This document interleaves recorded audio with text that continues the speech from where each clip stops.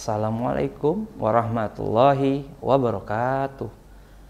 Selamat berjumpa kembali dalam program Ujar Unpam Mengajar. Kembali lagi bersama saya Henry Ardiansyah, dosen dari Fakultas Teknik, Program Studi Teknik Informatika S1 Universitas Pamulang. Saya akan menemani Anda dalam mendalami dan mempelajari materi mata kuliah algoritma dan pemrograman dengan pokok bahasan perulangan menggunakan for dan while. Jadi, tonton terus di Sasmita Jaya TV, berbagi untuk negeri.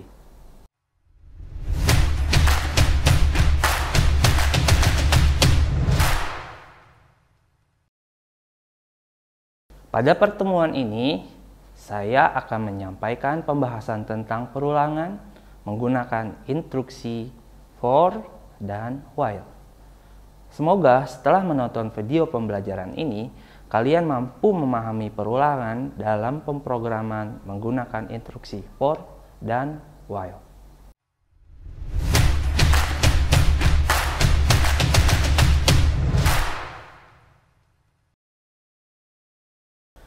Kembali lagi bersama saya dalam mata kuliah pembelajaran algoritma dan pemrograman yang akan saya sampaikan dengan metode pembelajaran presentasi dan simulasi.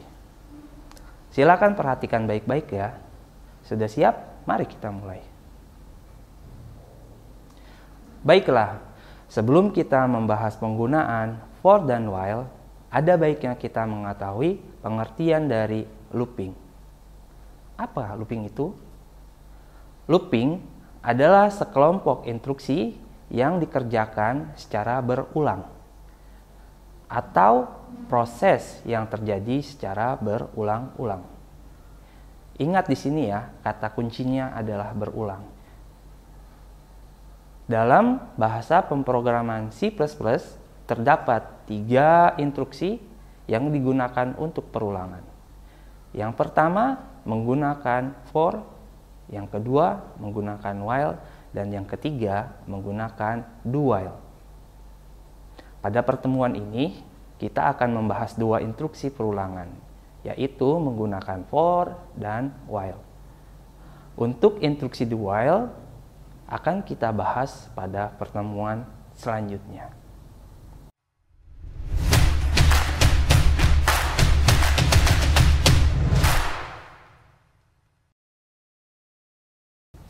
Baiklah teman-teman, coba perhatikan gambar di samping. Gambar di samping adalah bentuk looping penulisan menggunakan instruksi for. Penulisannya for buka kurung init atau inisialisasi, diikuti dengan titik koma, terus diikuti dengan kondisi atau kondisi, titik koma, selanjutnya change of condition atau perubahan nilai kondisi, terus tutup kurung. Untuk change of condition dalam beberapa buku literatur yang lain biasanya menggunakan increment atau biasa disebut dengan penambahan nilai. Baik, selanjutnya kita akan membahas satu persatu maksud dari instruksi dalam for. Yang pertama adalah tadi dituliskan init atau inisialisasi. Inisialisasi adalah atau merupakan pemberian nilai awal untuk looping. Instruksi ini hanya pernah 1 kali dilaksanakan, yaitu pada saat awal looping dijalankan. Yang kedua ada condition atau kondisi. Kondisi merupakan suatu pernyataan yang mengandung nilai benar atau salah. Baiklah, yang ketiga ada change of condition atau perubahan nilai kondisi. Maksudnya adalah suatu instruksi yang dapat mempengaruhi nilai dari kondisi. Perubahan nilai di sini suatu saat akan membuat nilai dari kondisi yang tadinya benar itu menjadi salah. Baiklah, Setelah kita mengetahui bentuk umum dari instruksi for, selanjutnya kita akan bahas yang kedua, yaitu menggunakan while. Baik, perhatikan gambar di samping. Ya, gambar di samping adalah bentuk penulisan looping menggunakan instruksi while. Nah, penulisan while seperti gambar yang ada di samping ya. Nah, while itu dimulai dari inisialisasi, terus diikuti dengan while, ya, penulisan instruksi while-nya, terus ada kondisi di dalam kurung kurawal buka, looping, berarti ini adalah instruksi yang akan dijalankan di dalam looping. Kemudian ada change of condition dan diikuti dengan kurung tutup kurawal.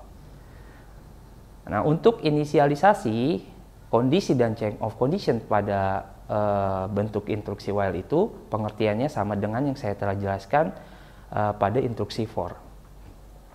Untuk lebih jelasnya, mari kita praktekkan penggunaan instruksi for dan while.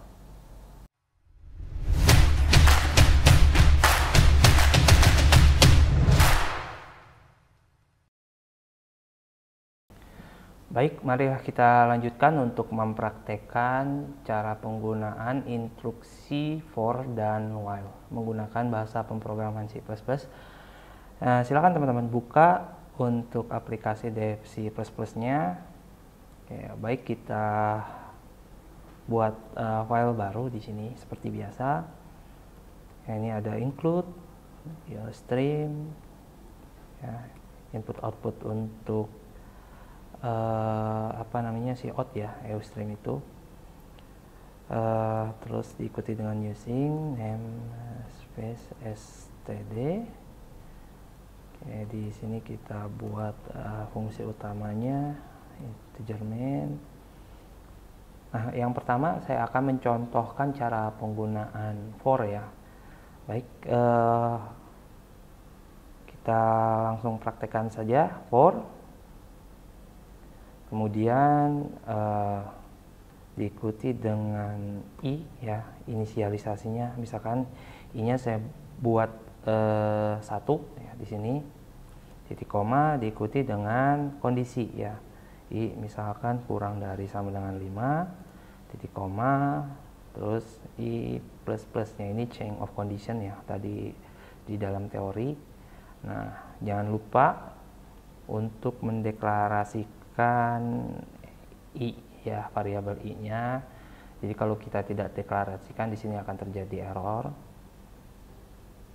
Nah, setelah kita tuliskan instruksi for, kita lanjutkan di dalamnya ini ya, kurung buka kurung tutup kurawal seperti ini. Nah, ini adalah instruksi loopingnya. Apa yang mau kita cetak atau mau kita lakukan di dalam looping ini? Misalkan di sini saya contohkan untuk mencetak unpam ya. Nah, ini unpam. Oke, kita akan lihat perbedaannya nanti ya. Oke, silakan di save. Misalkan saya beri nama looping yang pertama di sini, karena nanti saya akan berikan beberapa contoh ya. Nah, ini sudah jadi. Ini adalah cara penggunaan instruksi looping menggunakan for. Oke, satu lagi jangan lupa di return dulu, return untuk pengembalian nilai dari fungsi utama nih di return 0. Oke, baik, kita compile dulu.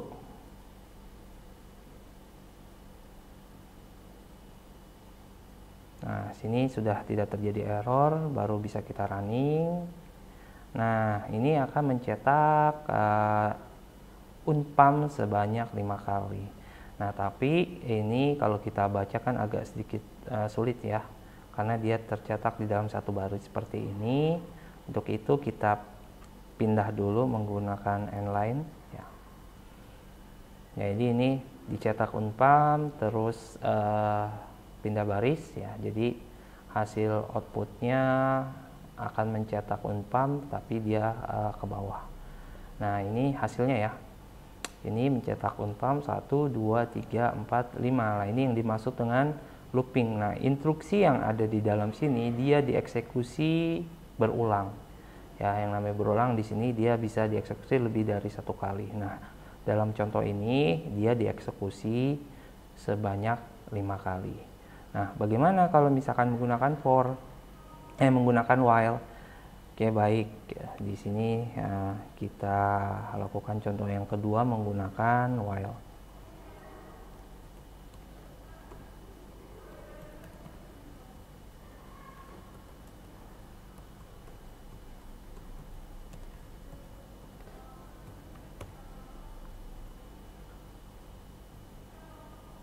Oke, ini kita pakai while ya. Oke, diinisialisasi dulu variabel i, terus kemudian kita ketikkan di sini instruksinya while. Nah, kondisi ya di dalam kurung ini adalah kondisi ya. I lebih kecil sama dengan 5 ya, sama seperti yang tadi. Kemudian kita lakukan loopingnya. Ini loopingnya di sini. Unpam, terus kita pindah baris lagi biar dibacanya enak. Nah ini change of conditionnya di sini ya, incrementnya kita tulis di sini ya. Nah ini kalau looping kita tuliskan menggunakan instruksi while seperti ini. Return 0-nya jangan lupa. Oke, saya looping 02 ya. Ini saya kasih nama looping yang kedua. Oke, kita lihat apa outputnya ya.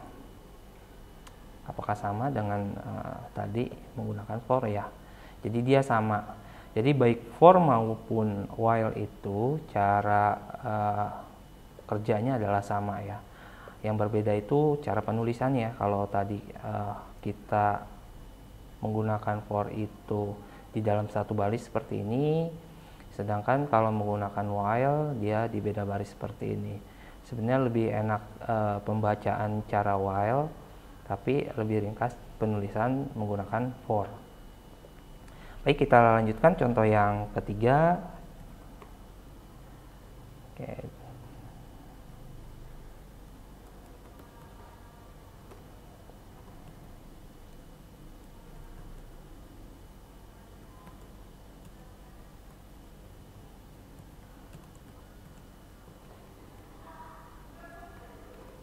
Integer i. Nah, di sini saya gunakan for lagi ya. I-nya diberi nilai awal 1 inisialisasi. Oke, ini batas loopingnya kita lakukan 5 kali. Penambahan nilai i-nya kita buat 1 ya, i plus plus. Oke ya, i kalau teman-teman lupa ya, i plus plus itu artinya nilai i ditambahkan dengan 1 ya. Nah, sekarang kita cetak i.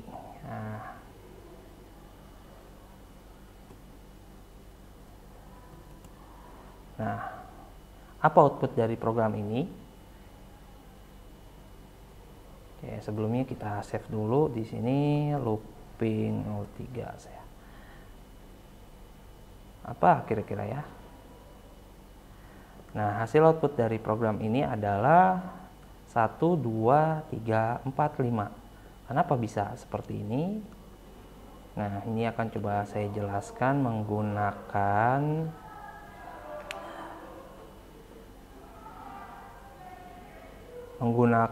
tabel ya di sini.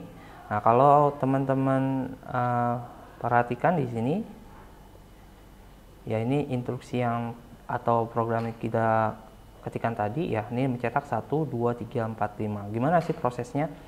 Prosesnya ini dimulai dengan inisialisasi di sini, ini inisialisasi nilai i dimulai dari 0. Setelah itu dia akan melakukan pengecekan kondisi di sini. Nah, cek kondisinya di sini. Gimana kondisinya, benar atau salah?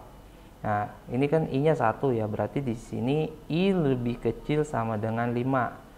Berarti kondisinya adalah benar. Nah, kalau benar dia akan melakukan looping ya, baru menjalankan instruksi yang di sini. Instruksi yang di sini adalah mencetak nilai i. Ya, i yang sekarang berapa? 1 ya. I yang sekarang adalah 1 ya, dicetak, kemudian dia menambahkan nilai i ya, i plus plus i ditambahkan dengan 1 di sini. Nah, i-nya jadi 2. Nah, ini dia kembali ke sini. Kembali tapi untuk mengecek kondisi ya. Nah, sekarang nilai i 2. Ya, nilai i 2 dicek lagi, 2 lebih kecil sama dengan 5. nilainya benar. Nah, kalau benar dia dicetak nilai I di sini 2 ya. Nah, 2 terus dicetak lagi, kemudian nilai I ditambahkan 1 lagi di sini. Nah, dia terus looping sampai 5 kali ya. Ya, 1 ditambah 2 ditambah 1 jadi 3 ditambah 1 4 tambah 1 5 sampai dia nilainya itu misalkan di sini 6 ya. Nilai I-nya 6. Nah, ketika nilai I-nya 6 di sini, ya 6 lebih kecil sama dengan 5. Nah, dia itu kan kondisinya salah ya. Ya, salah sehingga loopingnya sudah berhenti sebanyak 5 kali. Kemudian dia keluar dari looping ya. Di sini false. Nah, itulah penjelasan cara kerja dari instruksi looping menggunakan for ya. Nah, cara kerjanya kalau menggunakan while itu sebenarnya sama saja. Nah, kita lanjut contoh yang berikutnya ya.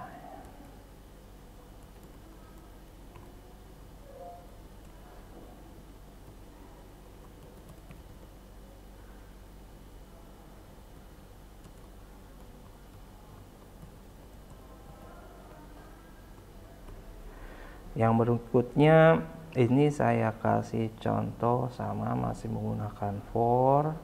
Oke, sorry di sini lupa ini sih ya. Deklarasi variabel I dulu. I sama dengan, nah saya buat I-nya di sini 3. Oke, kemudian I-nya kurang dari 10 dan nilai I-nya ya I plus 2. Oke, I plus 2 deh. Oke. Nah, ini kita cetak nilai dari I-nya berapa ya? Kita buat pindah baris saja.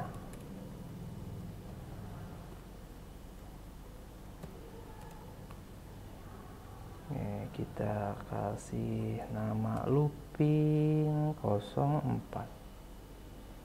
Kita jalankan. Ya, ini hasil outputnya ya. 3, 5, 7, 9. Nah, di sini saya mau memberitahukan atau menginformasikan bahwasannya inisialisasi itu tidak harus nilainya 1 ya. Bisa 1, bisa 0. Nah, di sini contohnya 3. Nah, untuk yang increment tidak harus 1 atau change of condition-nya. Di sini bisa jadi saya kasih contoh ditambahkan dengan 2. Ya, sehingga I awal adalah 3, kemudian ditambahkan dengan 2 jadi 5, ditambahkan dengan 2 lagi jadi 7, ditambahkan 2 lagi 9. Nah, ketika dia nilainya ditambahkan 2 kan 11. Nah, 11 itu nilainya adalah salah.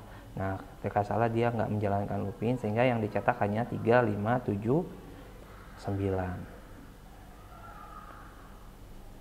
Oke. Contoh yang berikutnya lagi.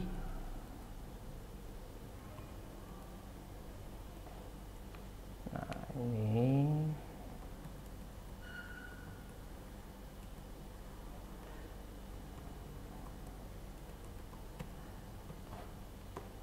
oke. Kita pakai while dah ya. Tadi kan sudah for 2 kali, sekarang kita while. Oke, di sini while I lebih kecil sama dengan 5. Oke. Si out I dikali 2. Oke, I plus plus. Oke, di sini return. Oke. Looping 5 ya, 5. Oke. Nah, di sini kalau tadi kan kita cetak nilai I-nya itu I aja ya. Sekarang I dikalikan 2. Oke, ini ditambahkan n line biar pindah baris. Baik, coba kita compile and running.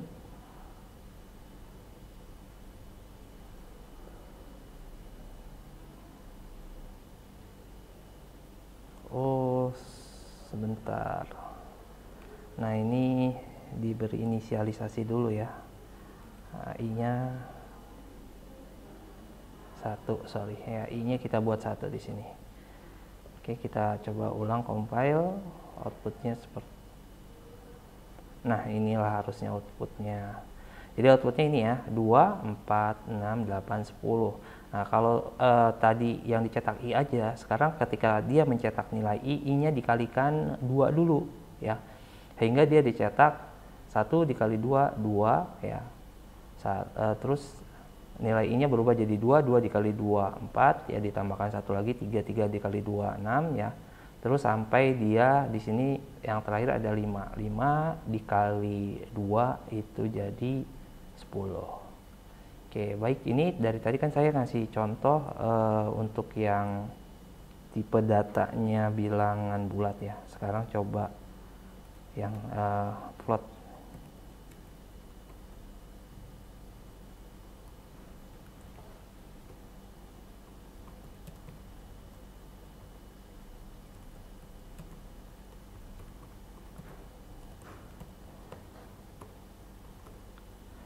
Float F. Oke, kita buat tipe datanya float di sini. Float, nah, misalkan F awalnya itu 3.0 ya. Terus F lebih kecil sama dengan 5.5, 5,5. Terus F-nya sama dengan F plus 0,5. Oke. Kita cetak nilai F cout F and line, terus return di sini.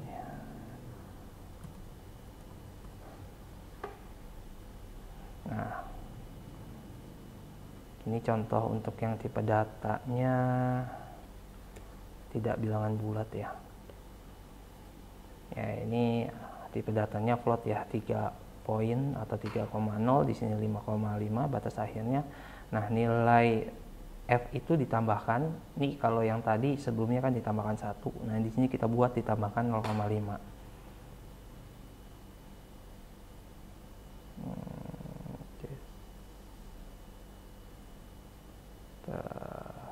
Ini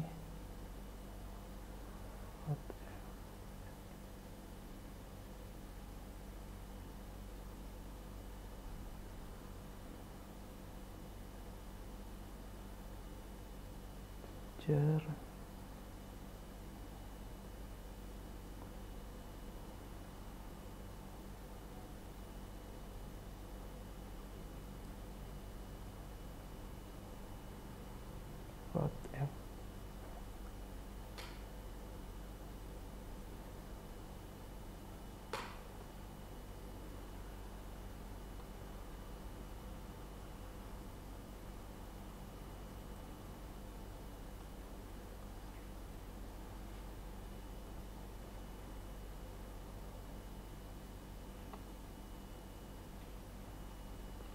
Ini float F-nya sudah benar, ini kalau F lebih kecil sama dengan 5,5, F-nya ditambahkan 1, ini benar.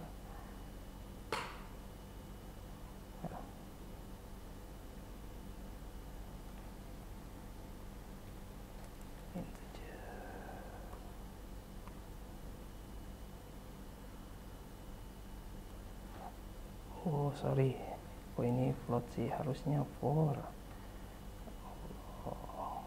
Oke, terlihat tadi ada kesalahan ketik. Oke, nah ini dia hasilnya, harusnya 4 tadi. Nah ini ya, 3 ditambahkan 0,5 ya, di sini incrementnya ditambahkan 0,5, 3 ditambah 0,3,5 ditambahkan 0,54, ditambahkan 0,5 lagi 4,5, ditambahkan 0,5 jadi 5. Yang terakhir batasnya adalah 5,5. Ya baik teman-teman, itulah beberapa contoh penggunaan instruksi menggunakan for dan while. Ada menggunakan tipe data integer dan float. Semoga dengan contoh ini teman-teman bisa lebih memahami penggunaan control statement menggunakan for dan while.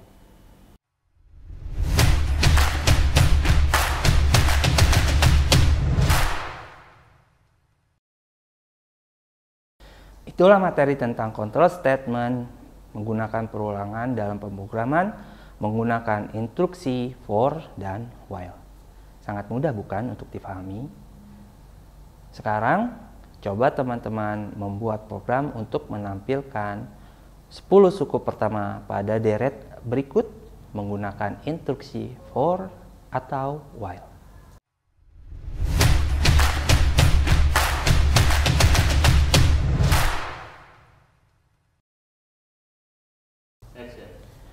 Baik teman-teman semuanya, kunci untuk dapat menguasai bahasa pemrograman adalah dengan terus mempraktekannya. Silakan teman-teman berlatih terus dengan menggunakan contoh-contoh soal yang bervariasi sampai benar-benar terampil dalam penggunaannya. Demikianlah tadi materi tentang control statement menggunakan for dan while sebagai salah satu bagian dari materi mata kuliah algoritma dan pemrograman. Terima kasih atas perhatiannya. Sampai jumpa lagi dengan saya Henry Ardiansa di episode selanjutnya. Selamat belajar dan berkreasi. Salam teknik informatika unggul. Salam ujar. Wassalamualaikum warahmatullahi wabarakatuh.